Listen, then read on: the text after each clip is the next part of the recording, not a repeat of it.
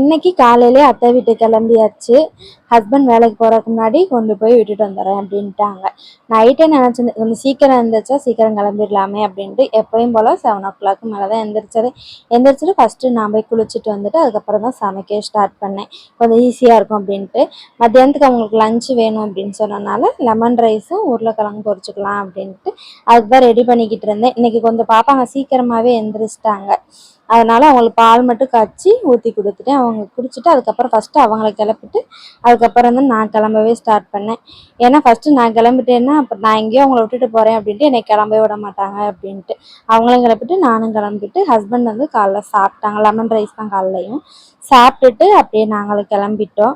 கிளம்பிட்டு கொஞ்ச நேரம் அத்தை வீட்டில் உட்காந்துருந்தாங்க. அப்புறம் அவங்களும் டைம் ஆயிடுச்சு அப்படின்ட்டு அப்படியே வேலைக்கு கிளம்பியாச்சு. அத்தை வந்து இன்னைக்கு வந்து முறுக்கு மாவு அரைச்சிருக்கேன் அப்படின்னு சொல்லியிருந்தாங்களா. ஆல்ரெடி கொஞ்சோன்னு போட்டோம், அது புளிய முடியல அப்படின்னா சரி நம்ம ட்ரை பண்ணுவோமேன்னு தான் ட்ரை பண்ணேன். ஆனால் புளியவே முடியல, சுத்தமாக கையே உடஞ்சிரும் போல். அப்போ கொஞ்சோன்னு மட்டும் போட்டு